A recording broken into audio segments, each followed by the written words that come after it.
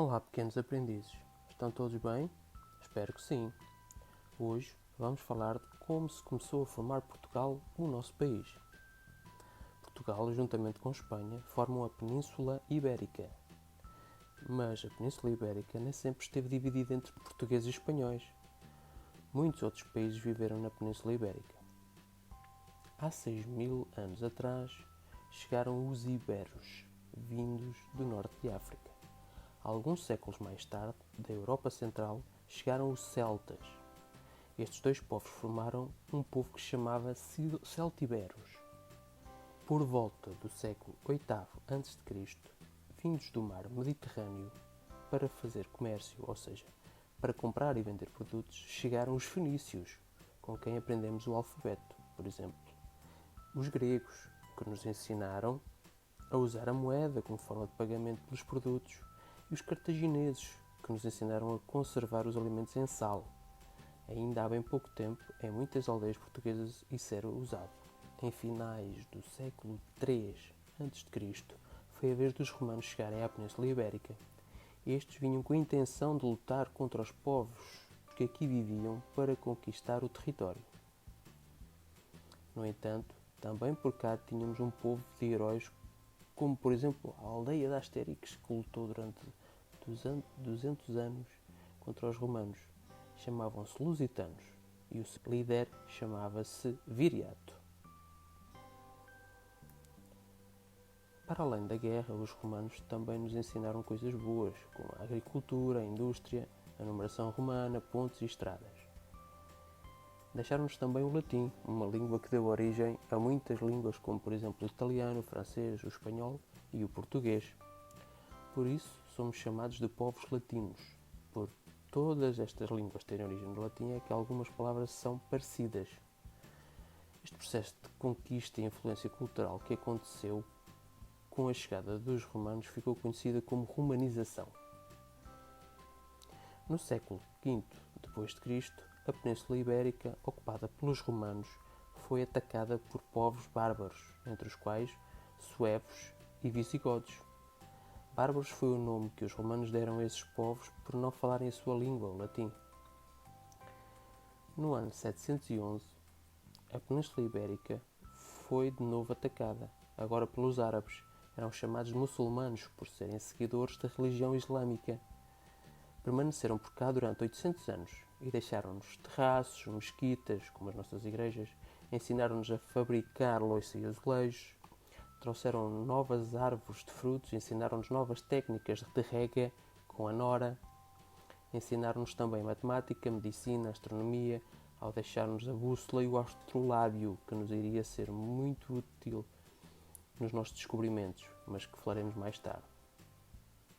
Influenciaram também o desenvolvimento da nossa língua. Aliás, muitas palavras que usamos hoje têm origem árabe. Quase todas elas começam por al, como álgebra, algarve, almofada, alguidar. Quando os árabes chegaram cá, os povos cristãos fugiram e refugiaram-se numa região no norte da Península Ibérica chamada Astúrias. E em 722 iniciaram a reconquista cristã da península, com a Batalha de Covadonga.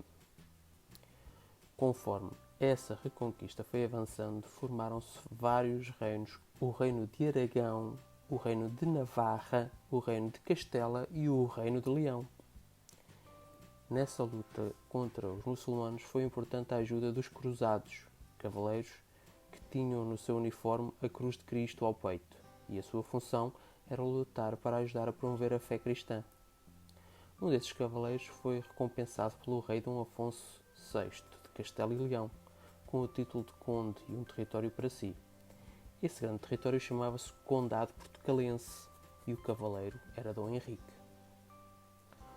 O Condado Portucalense havia sido reconquistado aos mouros muçulmanos em 868 e chamava-se nessa altura Porto Cale, que significa Porto ou Passagem, como referência ao Rio Douro. A cidade do Porto deve o seu nome a este facto. O Rio Douro desagua na cidade do Porto. Dom Henrique casou com a filha de Dom Afonso VI, Dona Teresa, e apesar de poder governar o condado portucalense, tinha que prestar vassalagem ao rei de Castelo e Leão. Dom Henrique começou a tentar alargar o seu território e torná-lo independente, mas morreu antes de o conseguir.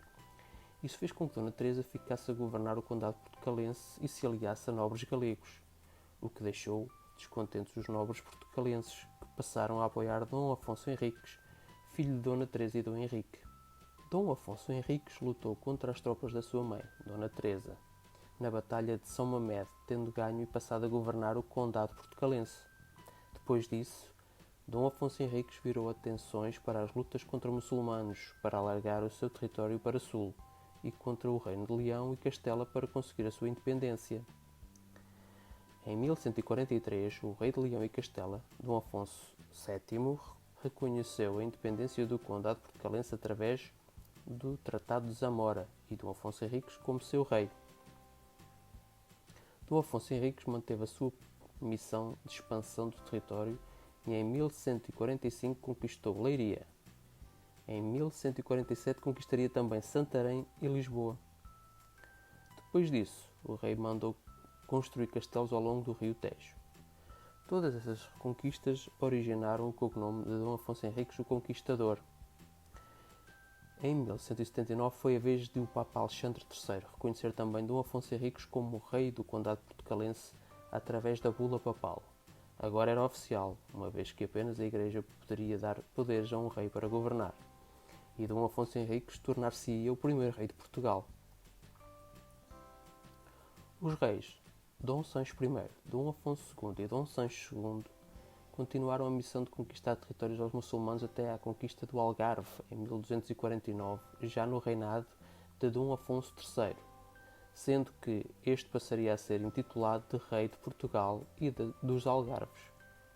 Ao serem conquistadas, as terras tinham de ser povoadas, cultivadas e defendidas, pelo que os reis as doavam através de cartas de foral, onde se estabeleciam direitos e privilégios das povoações. Em 1297, pelo Tratado de Alcanizes, já no reinado de Dom Dinis, filho de Dom Afonso III, estabeleceram-se as fronteiras entre Portugal e Castela, que se mantêm praticamente inalteradas até hoje, o que torna Portugal um dos países mais antigos do mundo. Em próximos vídeos iremos continuar a falar do reinado de Dom Dinis, relembrar os reis que pertenceram à primeira dinastia e falar sobre os reis que governaram Portugal durante a segunda dinastia. Por hoje fico por aqui, espero que tenham gostado e vos tenha ajudado. É esse o objetivo destes vídeos. Mantenham um bom trabalho nos estudos.